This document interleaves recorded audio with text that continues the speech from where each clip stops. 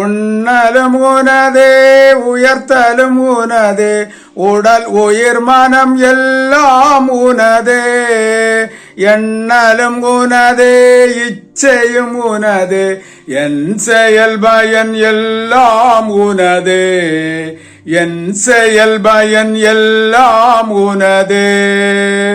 பகவத்கீதையில் கூறப்பட்டிருக்கின்றது, அசர்த்தயா ஆகுதம் தத்தம் தபஸ்தப்தம் கிருதம் ஜயதே அசத்திதுச்யதே பார்த்தா. அதாவது ஸ்ரத்த இல்லாமல் கவனமில்லாமல் கொடுக்கக்கூடிய தானமாக இருந்தாலும் தபமாக இருந்தாலும் பூஜையாக இருந்தாலும் பிரார்த்தனையாக இருந்தாலும் எந்த ஒரு செயலாக இருந்தாலும் அசத் இது உச்சியதே பார்த்தா. அர்ஜுனிடம் அவர் கூறியதாவது, இதெல்லாம் அசத்து. அசத்துன்னு சொன்னால் பலனளிக்காது. எவ்வாறு கொடுக்கக்கூடியது? சிரத்த இல்லாமல். நாம ஒரு நபருக்கு இவர்களுக்கு எப்படியாவது கொடுக்க வேண்டும் என்ற எண்ணத்துடன் அல்லாமல் சிரத்தையோடு கொடுக்க வேண்டும். பூஜை எவ்வாறு செய்ய வேண்டும்? சிரத்தையோடு செய்ய வேண்டும். பிரார்த்தனை எவ்வாறு செய்ய வேண்டும்? சிரத்தையோடு செய்ய வேண்டும். எந்த ஒரு பொருளும் இறைவனுக்கு பூஜை பண்ணுவதாக இருந்தாலும் சரி, மற்ற உயிரினங்களுக்கு கொடுப்பதாக இருந்தாலும் சரி, ஒரு செடிக்கு தண்ணி ஊற்றுவது கூட கவனமாக கொடுப்பதாக இருந்தால், அது அன்போடு கவனத்தோடு தண்ணி ஊற்றுவதாக இருந்தால் அது பகவானுடைய பூஜையாக மாறுகின்றது.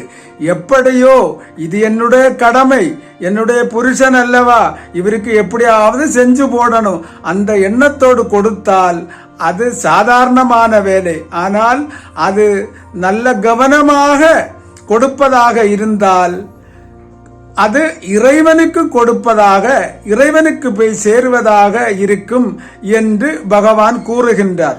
ஆனால் நாம பெரும்பாலானாலும் இது கடமை என்று எப்படியாவது மாசத்துல ஒரு பூஜை பண்ணிடணும், எப்படியாவது கோவிலுக்கு போகணும், எப்படியாவது இந்த செயல்களை எல்லாம் செய்து முடிக்கணும் என்ற எண்ணத்துடன் செய்கின்றோமே தவிர நம்முடைய அந்த சிரத்தையானது கிடையாது.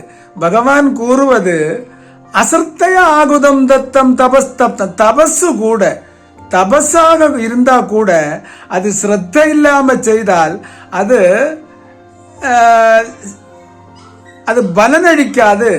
சாம்பல்ல நெய் ஊத்தினா என்ன பலனளிக்கும்? தீயில நெய் ஊத்தியாச்சுன்னா அது பலனுள்ளதா மாறும். சாம்பல்ல நெய் ஊத்தியாச்சுன்னா என்னதா மாறும்?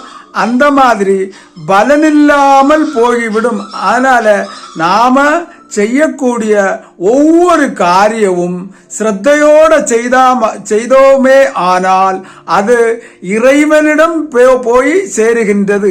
அது உணவை கொடுத்தாலும் சரி, தான தர்மங்கள் செய்தாலும் சரி, கோவிலுக்கு போனாலும் சரி, பூஜை செய்தாலும் சரி, ஸ்ரத்தையோட செய்ய வேண்டும், கவனத்தோடு செய்ய வேண்டும்.